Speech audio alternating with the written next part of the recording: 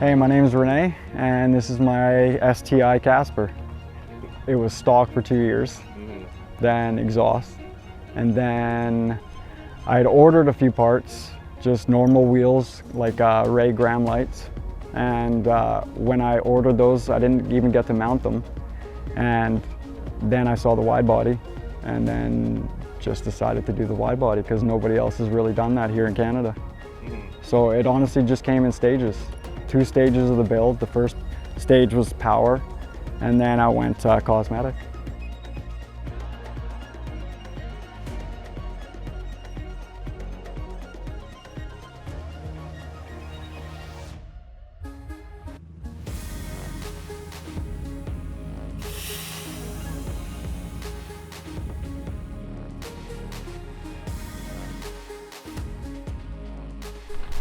This is prime for chucking up, throwing up rocks at people you don't like behind you. All right, let's give me the rundown on the air ride. Rundown on the air ride. Show me how not to tear off a bumper or a side skirt or something else. Oh, so does that happen automatically? Yeah, you can with do ignition? it on rise to start. Okay. So I have my remote. So my ride height would be, you double click. Okay. In the middle. And that's like a general safe ride height? That's for driving. Safe for driving. You don't want to go over any bumps or anything with yeah, it. You want to do your normal avoid potholes. Yeah. And then the one that's above it, you just double tap. And then that's for speed bumps. Right, okay. And then if you want to slam it, double tap on the lower one there. On the lower one. Yeah. Oh, and then if you wanted to do incremental adjustments, are those what the top? So like I can go front up. Yeah. Nice. Oh, yeah, it looks good. It looks pretty close to like a factory ride height.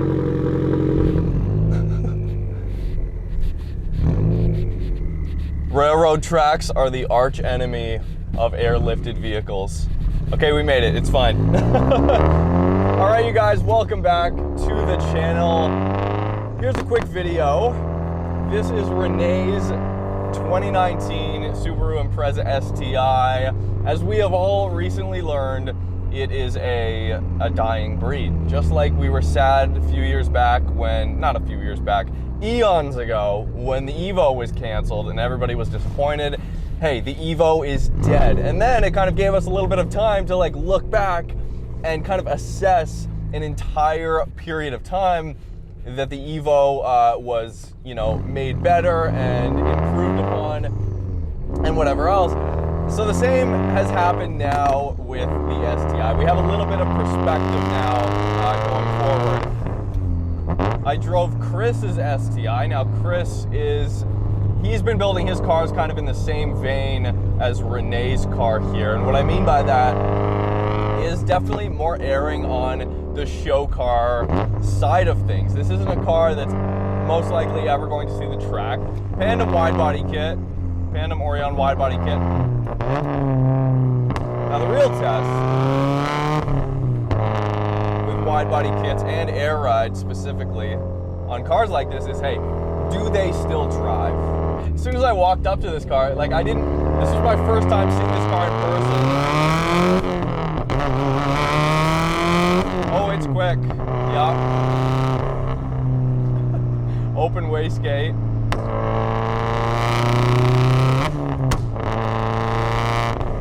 Catless, obviously, we would not have those loud pops if it was not catless. This is my first time seeing the car. There's really great attention to detail here. He's kind of dubbed this car Casper the STI, and he's incorporated in really cool ways a Ghost, the Casper STI, into multiple areas on the car. The big COBB intercooler out front, he's got Casper the STI that he's done on the front there. It's on the gas cap, it's even on the caliper.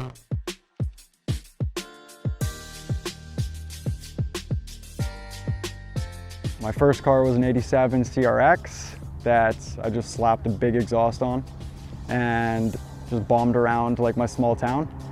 And then I got into throwing a supercharger into a Cavalier, and I lost the passion for a while, for about 10-15 years. A Cavalier would do that? Yeah, it would. I got called out by a girl at a gas station saying, why would you supercharge a Cavalier?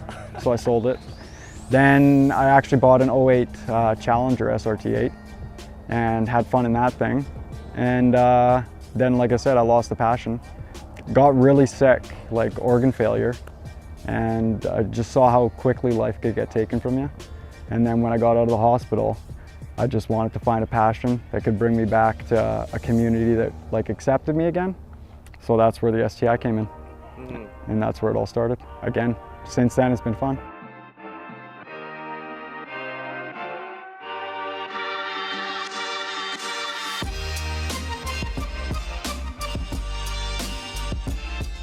Not ran by too many people. There's only one other WRX in Alberta that has it. Took about 2 months to get here.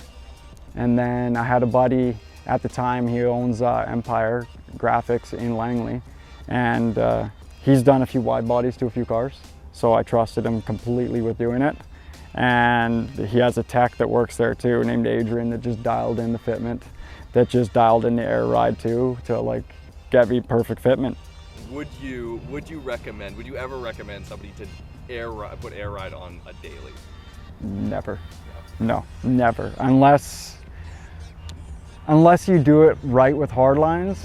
Like it's not worth sacrificing your daily ride because you know you're going to be stuck in traffic, you're going to be going on like construction, you're going to be doing all that. You just want to stick with some stock suspension. Yeah. Obviously the APR GTC 300 wing. And big enough, but might go bigger. Rene has an interesting vehicle history, and I think it's pretty obvious.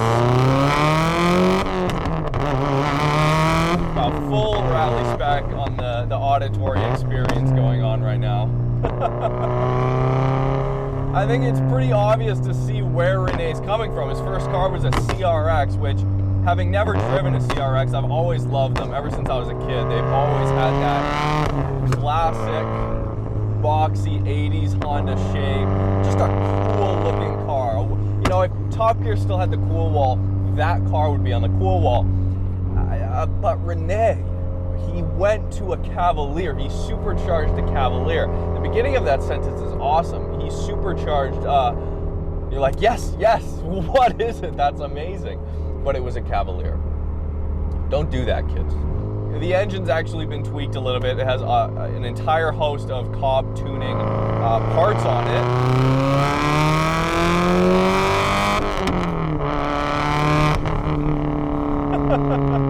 And it's running flex fuel. It's running E85, or should I say at the moment about E65, because that's what we get locally here at our co-op gas station. And it's got a good tune on it. It's catless, it's got a catless downpipe, it's got a Tomei exhaust. The engine itself has not been opened here, so it's basically full bolt-on. I really don't like using the term full bolt-on in general because every application is different, and that doesn't necessarily mean it's the same thing. If you guys can see on the GoPro here, there's an entire group of what looks to be, what era are these cars? I don't even know. 30s, 40s, 20s. Oh, there's 60s. On top of all that, what we're still running here, what Rene's still running here, is a factory turbo. Let me tell you guys, factory turbo with E85, spool up time is ridiculous. The torque curve, especially when you put your STI in Sport Sharp, which you should always drive in, for throttle response and the throttle mapping, what you get, as is aided here by the screamer pipe, is legitimate, instantaneous torque. It's almost to the point of what most modern cars are tuned, modern automatic cars, turbo cars are tuned to be like, which is, hey, we want this to feel NA. Although it does have to be said, the older STIs, the steering, something went on, and I'm just gonna guess that it's electric power steering, that completely ruined the feel of the STI steering. It's not the same as what it once was. And then infamous, yeah, they just built this custom diffuser. And I wanted it to look like the Evo, I think it was the Evo 5 or Evo 8, I don't even know. But I just wanted something different, so they were able to build it super quick. Yeah, I just love the look. I let Boost Barn, because Aaron at Boost Barn, he's just a Subaru genius. So I told him what my vision was, and then he ordered the parts for it. On the Mustang dyno, it set around, I think it was 340. So I think after that, it's closer to the high 300s, maybe 4. I didn't do the E85 like right away. I did it my second stage of the build. Like the torque that you get, like it sucked me back in the seat as soon as I got into it. And the smell burns your eyes, but in a good way. Yeah. Just being callous, but I think it's tasteful to myself, like the stuff that I've done. And next it will probably be like intake manifold and bigger turbo. 2,500 RPM in 4th gear. The pipe's already opened by 3,000 RPM. You know, and this is when I'm so torn. Please, you guys let me know in the comments below. I'm so torn on screamer pipes. For the most part, I'm gonna be honest, I'm not a big fan. I'm not a big fan. I think it completely distorts the actual pure sound of the engine in most case scenarios. I think it's great for a car, and this is what I'm kind of getting to, with a big turbo where 90% of the time you don't have the screamer pipe open and it's incredibly easy and not difficult to keep it closed. But in a car like this that reaches full boost around 3,000 RPM, it can become a bit of a headache. Now, this isn't my car, and this is not Renee's Daily, so it makes sense there. That's, you know, it's okay. It's okay, we're gonna live. And this is what they're good at. You can build a Subaru, a big turbo Subaru, 5, 6, 700 horsepower if you're careful. Subaru, it's gonna get expensive, but it's possible. I think there's a very sweet middle ground with Boxers, and that middle ground includes a still very responsive turbo that spools before 4,000 RPM. Maybe that's just me, but that keeps that peppy rally energy alive. The new WRXs, like when they came out, it was kind of like almost like ugly stepchild sort of thing, but they're growing on me a bit. So other than that, like seeing the STI kind of die is sad, but in a way it's just, I appreciate my car more. Yeah. Just make sure, don't care about what people think. I get hate for my car all the time. Just do it to the way that you're gonna wake up, look in your garage and be happy with what you have. Like, who cares about what anybody else thinks? If you're doing a wide body, if you're doing that stuff, like, you're not gonna be somebody that's gonna be out there like hitting the streets trying to race everybody. So just treat it right and it'll treat you right. All right, you guys. The battery on the other camera died, so